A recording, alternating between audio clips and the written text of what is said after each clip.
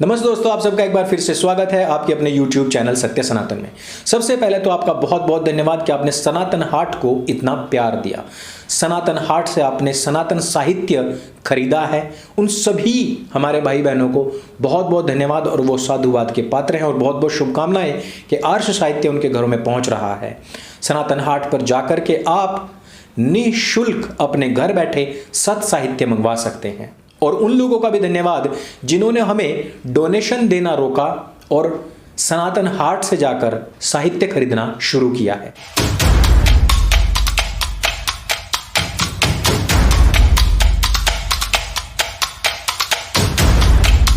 तो आज हमारी बहुत सारे ऐसे विषय हैं जिनको मेन स्ट्रीम मीडिया से पूरी तरीके से गायब रखा गया। हालांकि सारे के सारे विषय बहुत महत्वपूर्ण थे, लेकिन क्योंकि तुष्टीकरण की राजनीति ना केवल हमारी विधायिका में होती है, कार्यपालिका में और न्यायपालिका में होती है, बल्कि मीडिया में भी यह तुष्टीकरण उसी प्रकार से सुचारू रूप से जारी है। तो सबसे पहले हम उस घटना के ऊपर बात करते हैं जिस पर किसी ने चर्चा नहीं की।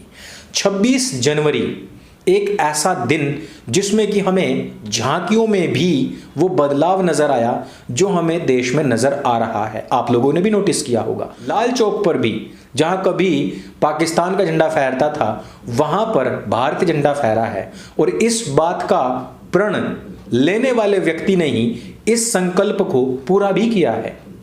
लेकिन इन सबसे भी बड़ी समस्या राहुल गांधी के सामने आन खड़ी हुई है। बेचारे के ट्विटर पर फॉलोअर्स ही नहीं बढ़ रहे हैं।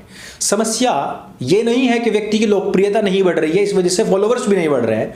समस्या इस वजह से है कि उन लोगों ने कई 100 करोड़ रुपए खर्च किए। वो खर्च करके इन्होंने अपने फॉलोअर्स बढ़वाए थे, लेकिन संख्या में वहां पर डिजिट्स में दिखाई नहीं दे रहे हैं। और उसकी वजह यह है कि अब यूट्यूब और ट्विटर ने जो फेक अकाउंट्स थे या इनएक्टिव थे उनको डिलीट करना शुरू कर दिया है। अब ऐसे समय में कोई व्यक्ति पानी की तरह पैसा बहाए अपनी लोकप्रियता को दर्शाने के लिए, लेकिन फिर भी ना बढ़े तो भला समस्या तो खड़ी ही होगी। लेकिन इससे भी बड़ी एक और समस्या थी कि हमारे राहुल गांधी साहब की बुद्धि भी नहीं बढ़ रही है। इसके पीछे भी क्या नरेंद्र मोदी का ही हाथ है? प्रियंका गांधी वड्राई ने काफी कोशिश की, काफी मेहनत की, काफी दंगे करवाए, काफी प्रोपेगेंडा फैलाया।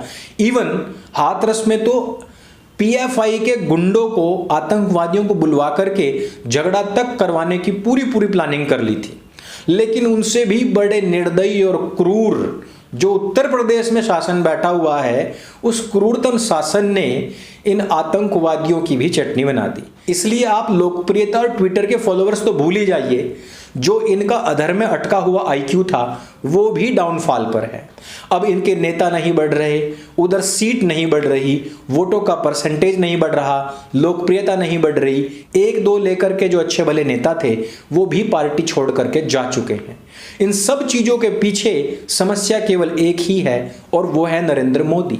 अब भाई आप तैयारी ही ना करें, पढ़ाई ही ना करें और उल्टा चोर कोतवाल को डांटते हुए कहने लग जाए कि भाई मेरे नंबर कम क्यों आ रहे हैं, इसमें भला इलाज ही क्या किया जा सकता है। लेकिन इस लोकप्रियता में सर्वाधिक यदि किसी ने सेंध लगाई है तो वो सेंध लगाई है उन नए बने हुए वोटर्स मुस्लिम लड़कों ने, जो कि आजकल बड़े तगड़े इन्फ्लुएंस में हैं। अभी देवबंद से सुनने में आ रहा है कि माविया अली को टिकट मिला है।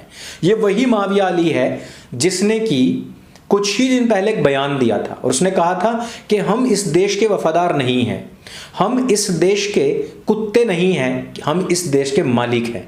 कॉन्स्टिट्यूशन से, किसी भी कानून से इस्लाम का टकराव होता है तो हम इस्लाम के साथ हैं। हम उस कॉन्स्टिट्यूशन को मानने के लिए तैयार नहीं है, हम उस कानून को मानने के लिए तैयार नहीं है जो इस्लाम के साथ टकराव खड़ा करता हो।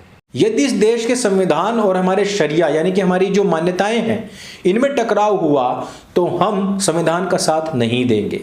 इस व्यक्ति को देवबंद से टिकट दिया गया है समाजवादी पार्टी के द्वारा। यही नहीं, कैराना से तो इनसे भी बड़े गैंगस्टर को टिकट दिया हुआ है।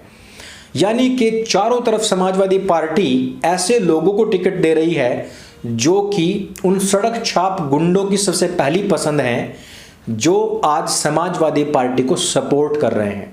और इससे भी 2 कदम आगे के जो लोग हैं, जो पूरी तरीके से आतंकवादी विचारधारा के लोग हैं, वो पतंग पर बैठ करके उड़ रहे हैं। और इन्हीं लोगों के आए दिन नए नए बयान आ रहे हैं। ये जो बयान आपको साइड में साइलेंट होकर के दिख रहे हैं, ये सारे के सारे बयान हम पिन कमेंट में टेलीग्राम ग्रुप पर दे रहे हैं। वहां से इनको सबको देखिए और अपने सोशल मीडिया पर लोगों तक पहुंचाइए, क्योंकि यह चुनाव वास्तव में जिन्ना बनाम पटेल की लड़ाई है। एक राष्ट्रवादी और एक देशद्रोही व्यक्ति की लड़ाई है। और इस देश का दुर्भाग्य ये समझिए कि आंध्र प्रदेश के गुंटूर में मोहम्मद अली जिन्ना के नाम से आज भी एक चौक है। वो मोहम्मद अली जिन्ना जिसने डायरेक्ट एक्शन डे बुलाया और जिसने उसके कॉल पर मुसलमानों को इकट्ठा करके हिंदुओं का नरसंहार करवाया था। मेरे मित्रों, डायरेक्ट एक्शन डे विकिपीडिया पर गूगल पे सर्च करके या हमारे वीडियोस आप देख लीजिएगा, आपकी रूह कांप जाएगी। उस तरीके का नरसंहार मोहम्मद अली जिन्ना ने करवाया था। और उस स्थान पर क्या हुआ, उस स्थान पर एक व्यक्ति जाकर के तिरंगा फहराने लग गया, उसके पीछे 10-15 पुलिस वाले पड़ गए। उसने वंदे मातरम के नारे लगाने चाहे, उसका मुंह बंद कर दिया गया। हम भारत में रह रहे हैं या पाकिस्तान में, जहां पर जिन्ना के नाम से चौक है, जहां पर हम अपना झंडा नहीं फहरा सकते, जहां पर हम वंदे मातरम नहीं बोल सकते। ऐसे समय में आप थोड़ा सा ध्यान दीजिए।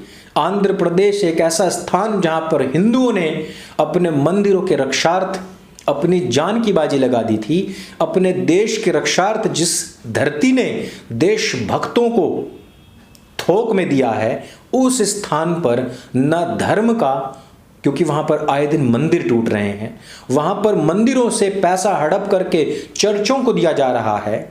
और यही हाल तेलंगाना में भी है, यही हाल तमिलनाडु में है, यही हाल केरल में है। और वहां पर एक ऐसा स्थान भी हो कि जहां मोहम्मद अली जिन्ना के नाम का चौक भी हो और वहां पर आप ना झंडा फहरा पाए और ना वंदे मातरम बोल पाए, तो जो लोग खुलेआम गुंडागर्दी करने के, डकैती मारने के, संविधान के आगे शरिया को बड़ा बताने वाले लोग, जो कहते हैं कि हिंदू अगर हमारे सामने आए तो हम उनके घर में घुस करके मारेंगे, वो लोग जो कह रहे हैं कि हम जाटों का इलाज कर देंगे, हम उनमें भूस भर देंगे, वो जो लोग कह रहे हैं कि गोली मारो सालों को, सीधे सीधे अपने नबी को लेकर के खड़े हो जाते हैं सबसे पहले। राष्ट्रवाद की भावना, अमर जवान ज्योति, सैनिक हो, कोई भी हो, जिनके लिए कहीं पर कोई मायने नहीं रखता, ऐसे देश में क्या आप रह सकते हैं? मैं पूछना चाहता हूं सेक्युलर से जो हमें गाली देते हैं कि मेरे यारो जरा अपने गिरवान में भी झांको, आखिरकार तुम्हें काफिर हो और काफिर वाजिबुल कत्ल है।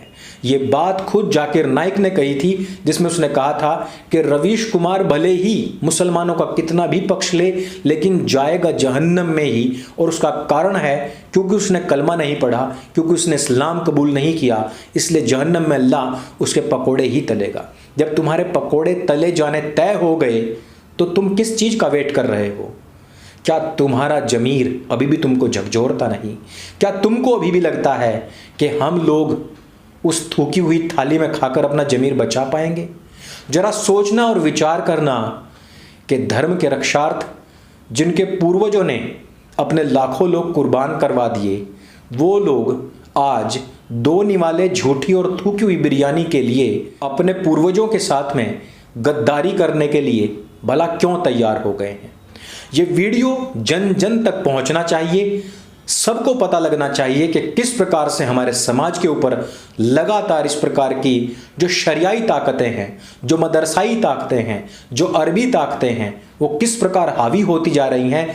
हम और आपको जातियों में तोड़कर खुद अपने आप जिन्नाह के चौक और ऐसे जोन बनाते जा रहे हैं जो पूरी तरीके से पाकिस्तानी जोन है। आप जरा सोचिए कि एक व्यक्ति यदि इनके कल्ट की समीक्षा कर देता है तो उसको सरेआम, वो भी गुजरात अहमदाबाद में, गोली मारकर उसकी जान ले ली जाती है। तो आप जरा सोचिए कि आपके इस देश में आपके ही इष्ट और प्रभु का अपमान करने वाले लोग जो खुले घूम रहे हैं, उनका कानून, उनका सरकार कुछ क्यों नहीं उखाड़ पाती?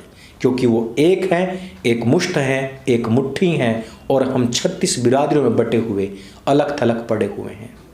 बचपन में आपने लकड़ी के गट्ठर वाली कहानी तो जरूर पढ़ी होगी, नहीं पढ़ी होगी तो आज सर्च करके उसे जरूर पढ़ लेना। इस वीडियो में सिर्फ इतना ही। मेरे संग बोली सत्य सनातन वैदिक धर्म की जय। जय हिंद, वंदे मातरम।